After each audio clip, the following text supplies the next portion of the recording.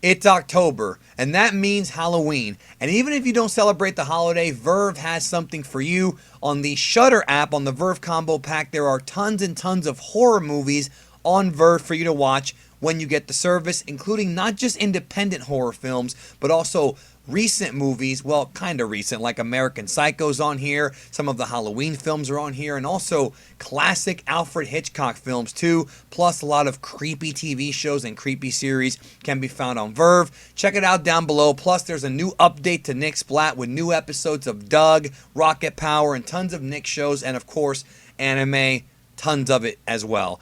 vrv.co/geekdom. Try it out for free. The link is down below.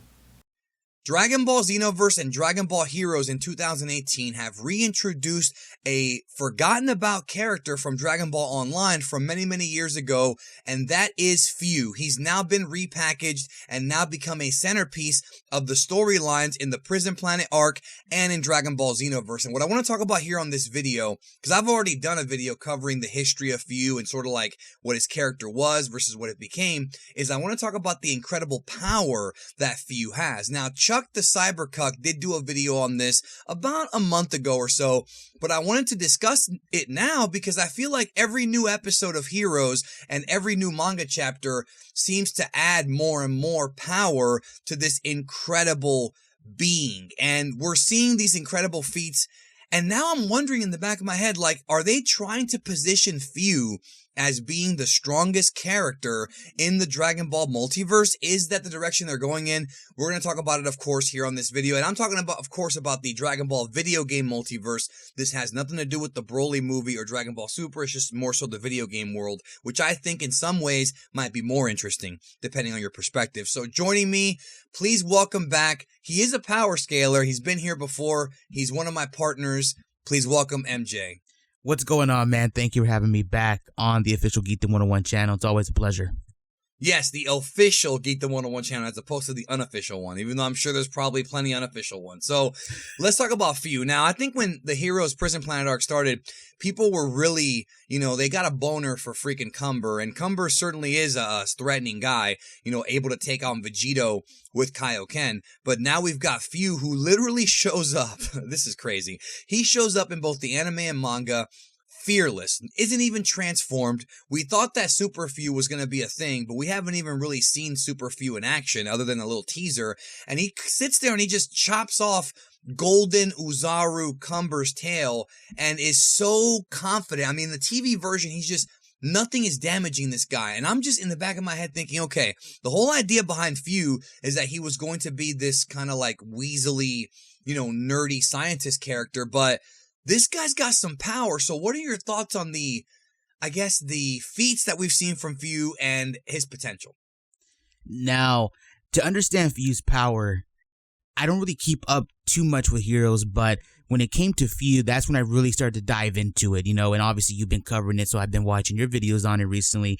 And when it comes to the manga version of the Prison Planet arc, we do get some statements about Cumber's power, and to understand Fu, you have to scale him from Cumber. And we get some statements that Cumber has a different ki, and his ki is supposedly more overwhelming than the likes of like Jiren, because remember, in this story, this reality of Goku and Vegeta, they did participate in the Tournament of Power and they did face off against Jiren. And they're comparing Cumber to likes of Jiren and to Beerus and Godki and all this stuff, and they're really trying to put over Cumber. And then you have Fu come in and take out the Golden Uzaru version of Cumber. Literally just went in there, did business, performed with ease something that Kaioken Vegito Blue was trying to do. Now, just think about that for a second. To understand Fu's power, you have to scale it from Cumber, and Cumber himself is already somebody who's being compared to Gods of Destruction, if not even stronger than that, because remember, this is post-Tournament of Power. So you're right, the idea that they could be trying to implement Fu as a character above the Gods of Destruction, that's very possible because of just how badass he was and how he performs with him with ease, bro, that even Vegito couldn't do. Now, we also should discuss a little bit of the backstory on Fu. Now, I did a video, like I stated before, the history of Fu, where I talked about sort of the original concept behind the character, but we haven't gotten an explanation in the current iteration of Fyu, which is, of course, based on the baby Fyu that was in Dragon Ball Online that never actually materialized because the game they never released that DLC pack or the expansion pack for that game because the game got canceled many, many, many years ago, when it was out in Korea. But with Fyu, this new version of Fyu is grown up. But if we're going to take the original concept of Fyu is a being that is essentially the child of Mira and Towa. And if you play Dragon Ball Xenoverse, which most people probably did, at least the story mode, you know how strong Mira and Towa are. However, in Dragon Ball Heroes, their power is escalated to a very, very high degree. You have to understand, and I've said this many times, Dragon Ball Heroes does whatever it wants. And there's characters that you would think are weaklings that end up getting a tremendous power boost, such as Bardock, of course, the most famous one, Timebreaker Bardock. You know, no way Bardock from Dragon Ball Z could do the stuff that Timebreaker Bardock does. You've also got King Vegeta, Timebreaker King Vegeta, or, you know, Destruction King Janemba. There's just so many examples of old characters being made strong. Now with Fyu, if we are to take the original, I guess, origin idea behind him, not only is he the child of Mira and Towa, but because of what Mira's sort of history was when Towa created him, you know, in the original, this is the original story. Obviously, they change it, they retcon this a lot in other games, depending on which game you're playing. You know, Mira is a creation of Towa who has cells from Saiyans and other characters. So he's sort of like a beefed up version of Cell. Right. So if this character has an offspring with Towa, who is one of the high-ranking demons who has so many incredible abilities, like materializing things. She also can, you know, turn you evil in various different ways. I just shudder to think as to the kind of power that Fyu really has. We have not seen Fyu even take a single fight seriously since the beginning of this arc, since the Prison Planet arc. We have not seen it. Now, to jump into like the potential of him, which is what you were talking about earlier, you mentioned what he is and the lore of his character and what he's supposed to be. He's the offspring of Mira and Towa, as you said. Now, looking at his potential, this really isn't something that you should, I guess, put two and two together with, but I'm just going off of what we've seen in the franchise before. We've seen characters who are hybrids and who are mutants get stronger and stronger, whether it be through training or whether it just be adapting in battle. You have the hybrid Saiyans, you have Frieza and Cold, who are supposedly mutants off of their own race. You have all that stuff. Fyu, who is the offspring of Mira and Towa, like you said, has all these, I guess, aspects of different races and obviously the mixture of Towa and stuff. You can create one powerful dude. And obviously, this is what we call relative scaling. He's being introduced into the video games, and like you said, in the video game world, where you have people like Bardock and you have King Vegeta doing all these incredible things. And like how you mentioned before, King Vegeta, Timebreaker King Vegeta, or Dark King Vegeta having, I guess, confidence and wanting to take on Beerus, or at least challenge him. You have characters like Fyu coming in who are, I guess, post this era, and obviously he's going to have to scale up to these guys. You know what I mean? He's going to have to be relative to them.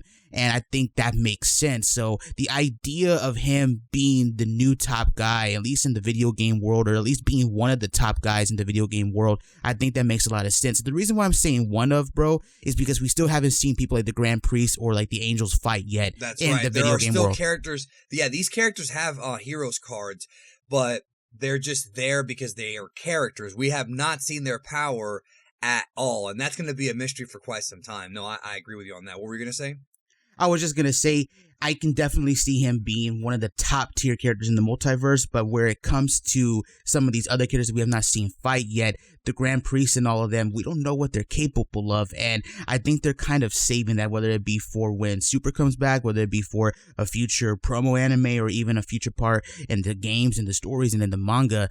We can definitely see what they're capable of, but as it stands right now, Fyu is definitely one of the most powerful characters I think ever introduced into Dragon Ball, and I can't wait to see what they could do with them, because like you said, he's got the lore backing him, and he's obviously in Heroes where things are just outrageously insane.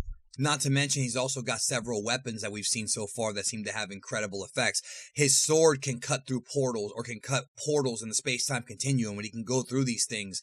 You know, that's insane. You know, I was working on a video about the strongest Dragon Ball artifacts, and I left out all the hero stuff because there's just too many things there that would just be too hard to even comprehend when you talk about the main continuity of Dragon Ball, or at least the manga, Super, whatever. The video games have their own thing. I will say this, you know, about Few. Now, understand what I'm coming from with this. I'm not saying that he is as powerful as the Grand Priest. We don't know that. He probably isn't, because the Grand Priest is just, the way they built him up was surreal. And we still haven't seen him do anything yet. He's done nothing, but we have seen him do some impressive things, like, you know, go between the universes. There is some things he's done, but not in combat. But I do think that they're positioning Few and Heroes as being sort of like the neutral party, because he's not really a villain. He's not really a hero. I mean, he has some traits of both, but it seems like the idea here, and Xenoverse 2 really expanded on this, is that he just wants to see people fight. He enjoys it. He's entertained by it. I guess that's, you know, his thing, and he wants to see who the strongest is, and he wants to do experimentations and things like that. But when it comes to his character, he sort of is kind of like the Grand Priest as far as his role was in terms of power. The Grand Priest was a neutral party. He did not cheerlead any specific universe. He didn't care if it was 7, 11, or whatever, 6, you know, he didn't care. Whereas with Few, it seems to be kind of a similar thing where he's not picking a side yet, and I think that his role might be similar to that of the Grand Priest, and I think that maybe Dragon Ball Heroes is purposely setting him up to be that way. So, yeah, this guy, everybody thinks that Cumber's this animal, and he is, because he was able to mollywop Vegito, and we have coming up very soon, Super Saiyan 4 Vegito, which is going to be very interesting to see, but I don't think that's the end of the arc, man. I think there's going to be more to it. There's other characters, like we haven't even seen Ozato fight. What if they scale him up? We have not seen some characters even remotely come close to going at their full power. So I do think that Few may or may not be the strongest in Heroes, but the way he's being positioned now, I mean, at least in the Prison Planet arc, with the characters that are featured in that arc, taking away the gods and Grand Priest and Zeno, in that arc, you know, Goku, Trunks, Vegeta, Zeno Goku, Zeno Vegeta, Cumber, Cooler, I think that Few might be the strongest of all. And we have to always remember, bro, we have not seen him go all out yet. What he did to Cumber, he did it with ease, quickly, too. That's right. We have not even seen Super Few, and that is an actual form, Super Few. It's not Super Saiyan, but it is like, I guess, his version of it. We have not seen him do that yet, so we'll see. Well, I mean, we saw a teaser of it, we haven't seen him fight with it yet, so we'll see how strong he is. Thank you, MJ, for being here. If you like this video, check out other videos I've done on Heroes, and check the comment section down below and leave me your thoughts on Few, and we'll talk to you soon.